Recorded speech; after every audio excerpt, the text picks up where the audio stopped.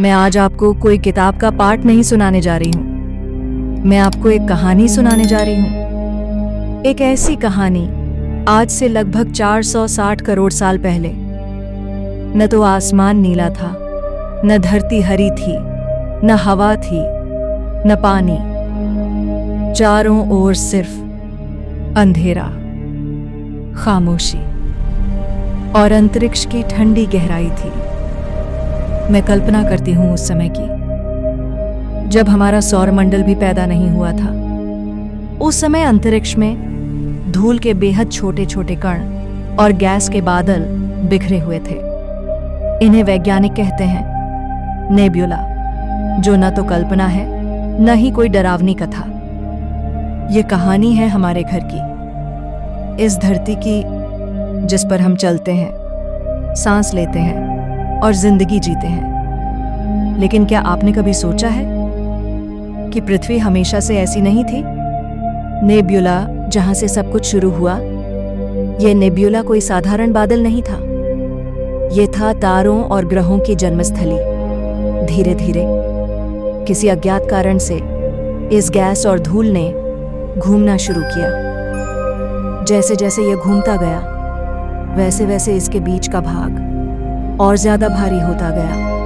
और वहीं एक दिन सूर्य का जन्म हुआ।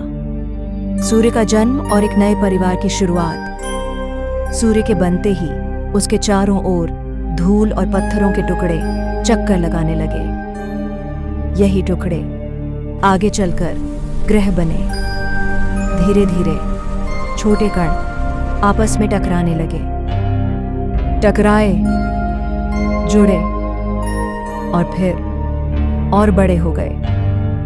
इस प्रक्रिया को कहते हैं अक्रीशन, यानी टुकड़ों का जुड़ते जाना। पृथ्वी का पहला रूप आग का गोला। मैं आपको एक सच बताती हूं। जब पृथ्वी बनी थी तो वह सुंदर नीली ग्रह नहीं थी। वह थी एक जलता हुआ आग का गोला। चारों ओर लावा, तेज गर्मी, लगातार टकराते हुए उल्कापिंड। आसमान से पत्थरों की बारिश होती थी। आज की पृथ्वी को देखकर कोई भी यह सोच भी नहीं सकता कि उसका बचपन इतना खतरनाक था। टकराव जिसने सब कुछ बदल दिया। अब कहानी का एक बहुत ही महत्वपूर्ण मोड़ आता है। एक विशाल पिंड, जिसे वैज्ञानिक थिया कहते हैं, पृथ्वी से आ टकराया। यह टक्कर इतनी भयानक थी कि पृथ्वी का बड़ा हिस्सा पिघल गया। लेकिन इसी टक्कर से एक नई चीज बनी, चंद्रमा। हाँ, हमारा चांद इसी टक्कर का परिणाम है। चंद्रमा और पृथ्वी का गहरा रिश्ता। चंद्रमा बनने से पृथ्वी की जिंदगी बदल गई। चंद्रमा ने पृथ्वी की घूर्णन गति को संतुलित किया।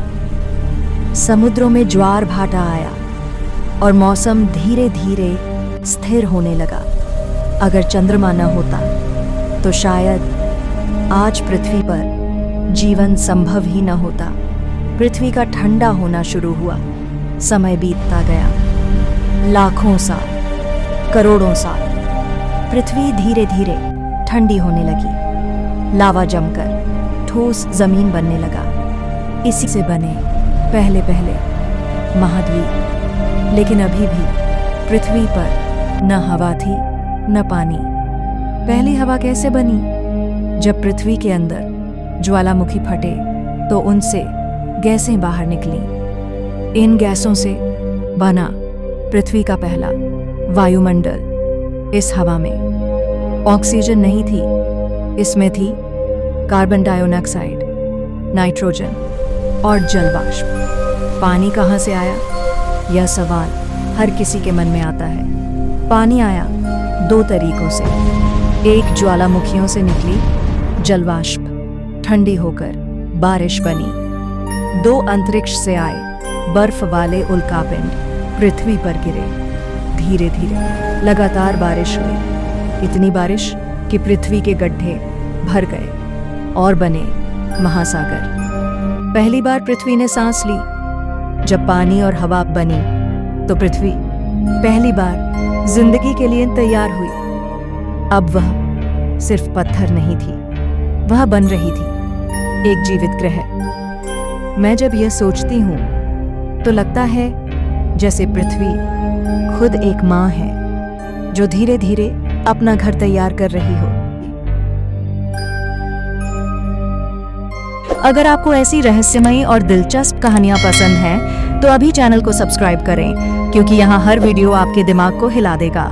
वीडियो पसंद आए तो लाइक करें और ऐसे ही वीडियो के लिए घंटी वाला बेल आइकॉन जरूर दबाएं।